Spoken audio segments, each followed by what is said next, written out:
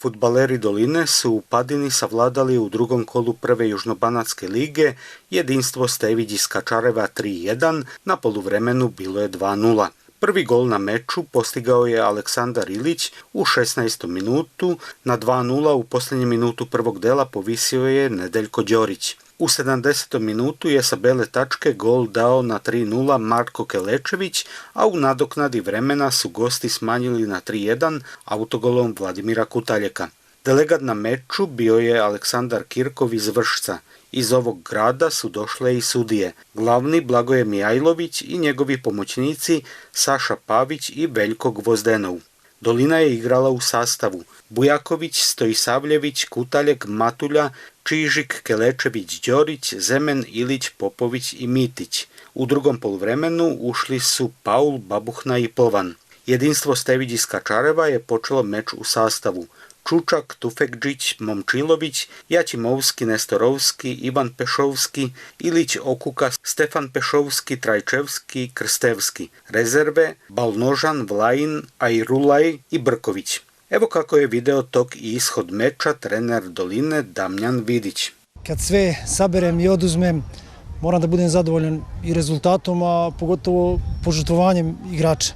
Jer oni su dali 200%. Znači to se videlo, nije tu išlo baš sve kako treba, nije bilo da kažemo idealno, ali nagrađeni su na kraju, to jest kada daš sve od sebe onda mora da dođe i rezultat. Tako je bilo, mislim da je realan rezultat 3:1.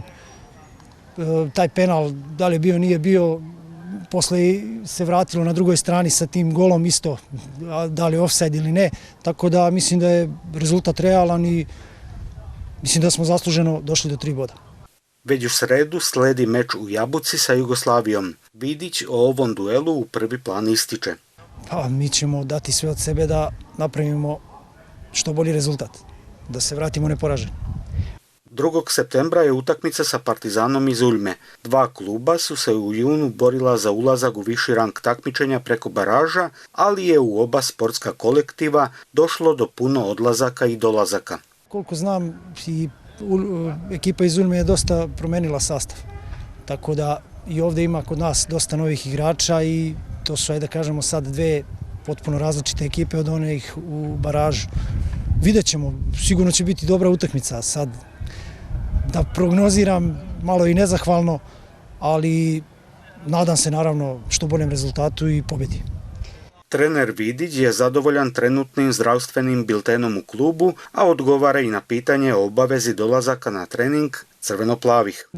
Nemamo igrača koji odsustvuju zbog povreda, ali imamo nekih drugih, zbog drugih stvari odsustvuju i odziv je, ajde kažem, 70%, što možda za ovaj rang i nije tako loše, ali mislim da kad bi malo još bio veći odziv da bi se to odrazilo i na igru.